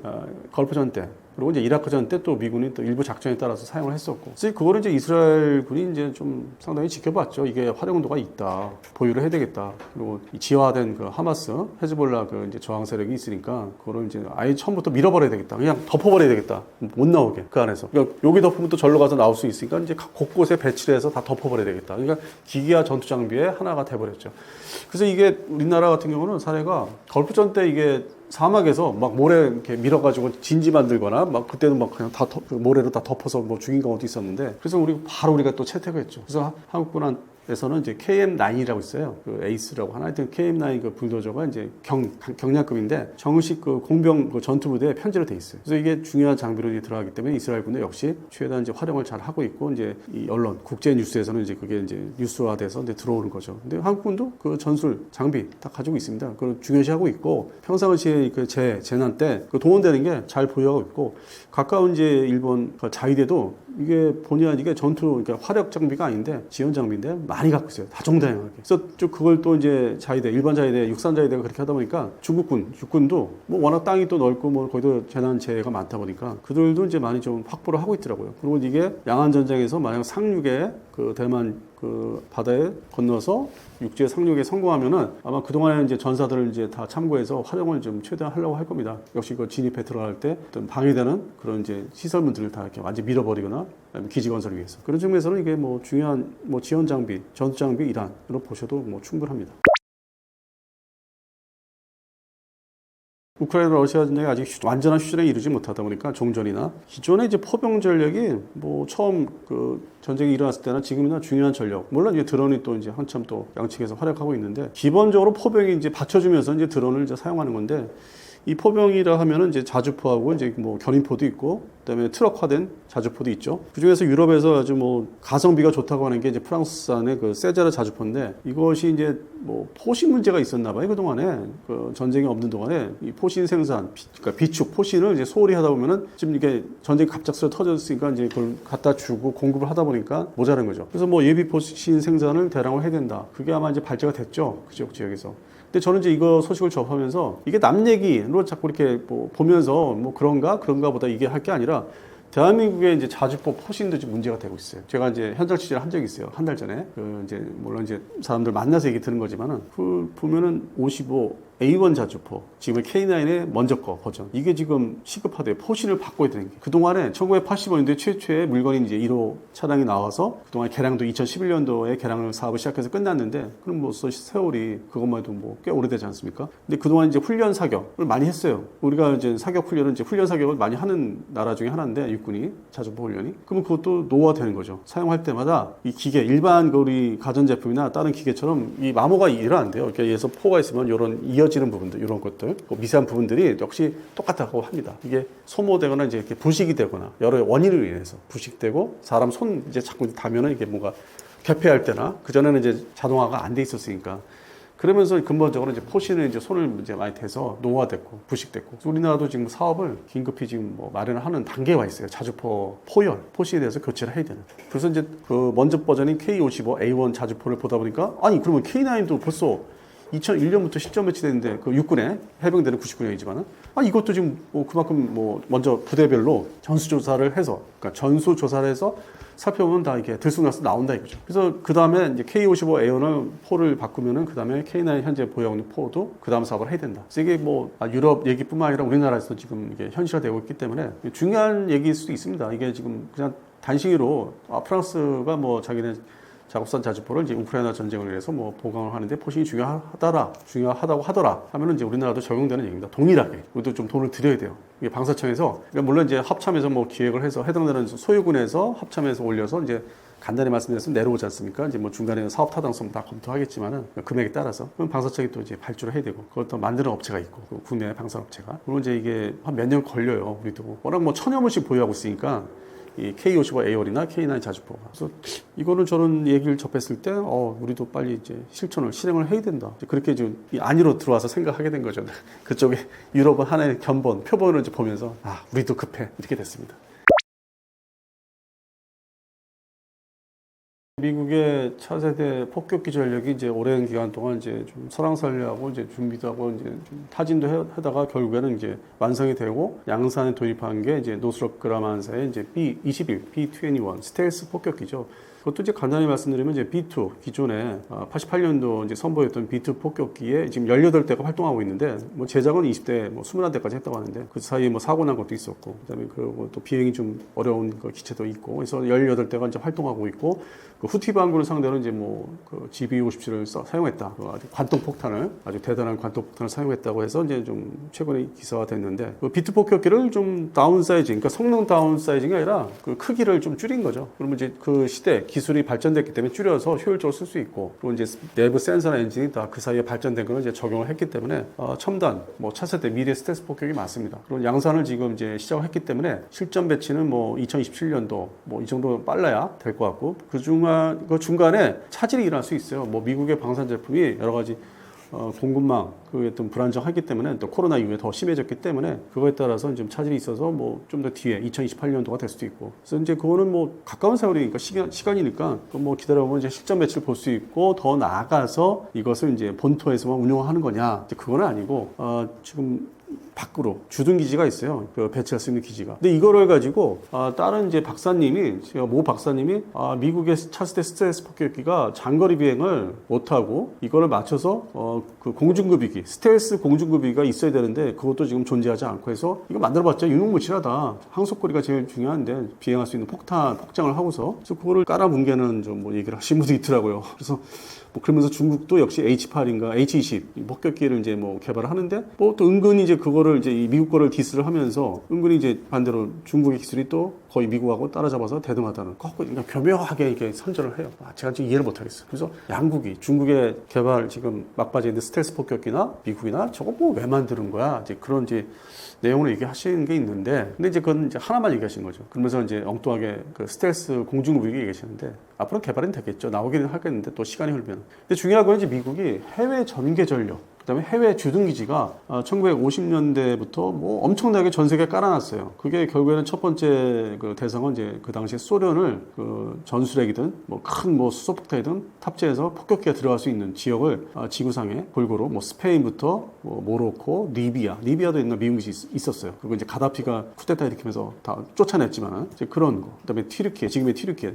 터키. 그리고 이제 인도양의 디에고 가르시아. 그 이게 지도상을 보면 다 러시아를 이제 모스크바 향해서. 그리고 동북아시아의 괌 앤더슨. 이 전개 기지가 있어요. 그다 폭격기가 착륙해서 뭐 임시 파견됐다가 어느 날 갑자기 확 떠가지고 들어갈 수 있는 그 지금 그래서 더 나가서 일본 오키나와 가데나. 물론 이제 가데나 기지는 기지 특성상 가보니까 그 외부에 노출이 돼 있어요. 뭐 스텔스 폭격기가 이제 낮에 뜨면은 중국의 이제 스파이들이 금방 알아치고 스마트폰을 보고할 수 있을 정도로. 근데 괌의 앤더슨은 안 그렇습니다. 그 구역이 나눠져 있어요. 우리가 여행 관광 가면 괌에 있는 그 공항하고 해당되는 또 미군 그 전략 폭격기 기지하고는 떨어져 있어요. 상당히.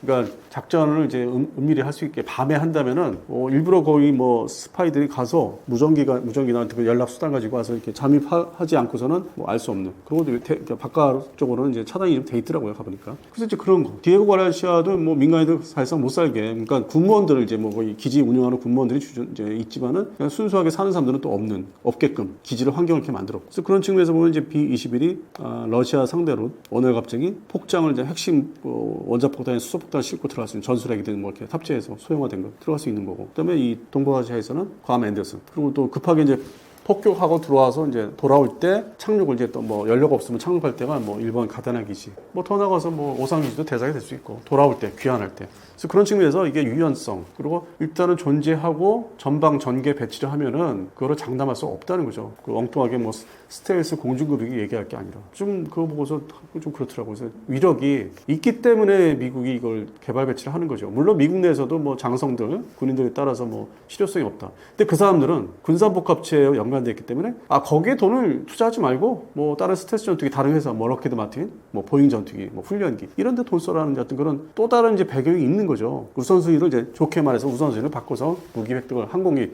전력을 획득을 하자. 그러면 자기 이제 예를 들어서 이게 뭐 불법이나 비리가 아니겠지만은 그만둔 다음에 그쪽에 이제 고문으로 영입을 한다든지 그걸 현역했을 때 그렇게 도와줘서 고맙다. 배경을 까는 것도 있고.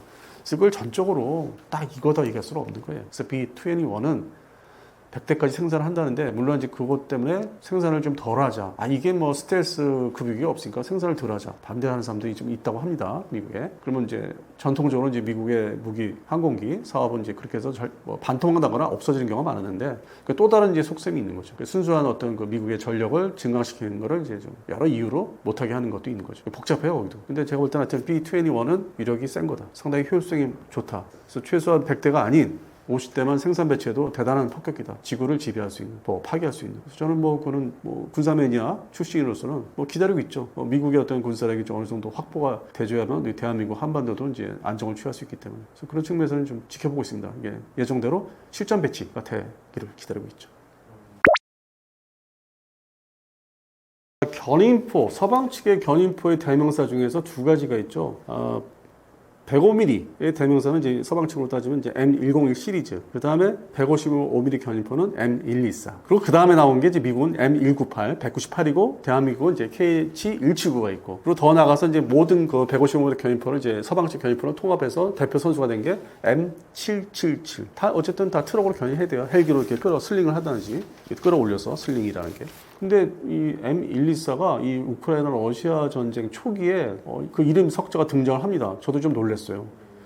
이게 서방 측에서 미국 중심으로 미국은 이제 주력이 아닌 그 보관하고 있는 창고에 이제 뭐 이렇게 동맹국이나 우방국의 지원용으로 보관하고 있는 M198. 이건 이제 걸프전 때 활약했죠. 이라크전 훨씬 전에 걸프전 때 1991년도. 지금 주력이 아니에요. 예비 보관. 그래서 그거를 줄 줄 알았습니다. M198을. 그런데 이 나토 지역에 이 M114 그 포싱이 짧잖아요. 그리고 은색이에요, 은색. 반짝반짝 빛나. 이걸 또 우크라이나 공급을 한다고. 근데 그걸 주겠다는 나라는 나토 이런 그러니까 이제 미국이 원조를 해준 거죠. 군사 원조를. 포르투갈. 그래서 준다고 했었어요. 전쟁 초기에. 근데 우크라이나가 거절합니다. 이건 너무 구형화된 거 아니야? 사거리가 이거 길지도 않고 지금의 견인포나 자주포가 보통 최소 20km는 훨씬 넘어가는데 25km 이상. 근데 그 저는 미치지 못하지 않냐. 그리고 이거 사람이 한 10명 정도 달라붙어서 해야 되는데 이게 인력 소모가 심한데 이게 전쟁에서 보병 전투에 투입할 사람이 더 급하지 포병들한테 낭비하는 건 좀 그렇지 않냐. 그래서 M114를 이제 우크라이나가 전쟁 초기에 거절했는데 그러다 보니까 이제 거절은 거절이고 대량 주겠다는 것도 아니었고 소량이었고 우리나라를 이제 돌아다 봤죠. 저도 이제 그때부터 좀 최근까지 찾아봤어요. 우리 육군 중심의 예비군에서 예비 전력에 소집돼서 훈련하면은 실전 훈련을 대비하면은 어떤 포를 가져다 쓰나 봤더니 이제 다행히도 KH-179더라고. 이것도 뭐 인력 소모가 많은데 뭐 10명 이하도 되는데 10명이 이제 매달리고 있는데 그럼에도 이제 또 이렇게 뒤져보니까 찾아보니까 M124 그 아직도 이 저장 창고에 상당히 많다고 하더라고요. 그래서 이거를 뭐 어디가 원조? 근데 뭐 우크라이나에서는 뭐 그 사거리 짧다고 싫어하는데 그거 이제 계속 썩히고 있죠. 그렇다고 해서 뭐 필리핀 원조? 이미 필리핀은 지금 또 돌아섰죠. 뭐 이스라엘제, 엘비사제 뭐 트럭 자주포 도입을 하고 있다가 또 여기서 더 나가서 그 105mm 트럭 자주포 우리나라 거 그 풍이 자주포에 관심이 많다고 그러고. 그러니까 이게 어디다가 뭐 줄 때도 없고, 뭐 저장하기는 무한정 저장하기는 어렵고, 저게 좀 이제 계획이 됐죠. 그 앞에 나중에 나온 KH-179가 견인포가 있기 때문에. 근데 지금의 이제 우리 이 시청자분들 중에서 군대 육군에 이제 복무하셨던 분들 중에 나이들 많으신 분들은 이제 추억의 견인포가 될 수는 있어요. 한때 이게 주력이었으니까. KH-179가 완전히 그 주력으로 이제 교체가 되기 전까지는. 그게 아마 제가 볼 때는 80년대 말까지는 이제 주력이었던 것 같고, 그 다음부터는 이제 KH-179가 교체가 되니까 그걸 신형 견인포로, 그 다음에 이제 K55 그 당시에는 자주포가 등장하고, 그 다음에 2000년대 초반부터는 이제 K9 자주포로. 그래서 밀리고 밀려서 제 기억으로는 현장에 이제 취재할 때 보니까 예비군 중심의 훈련을 2008, 9년까지는 M114를 끌어다가 실사격 훈련을 시킨 것 같더라고요. 예비군들 중심으로. 일선 부대는 아니고 현역 부대는 없고 당연히. 그래서 뭐 간혹가다 이제 추억의 견인포로 생각하시는 분들 기억에 이제 자리 잡고 있을 겁니다.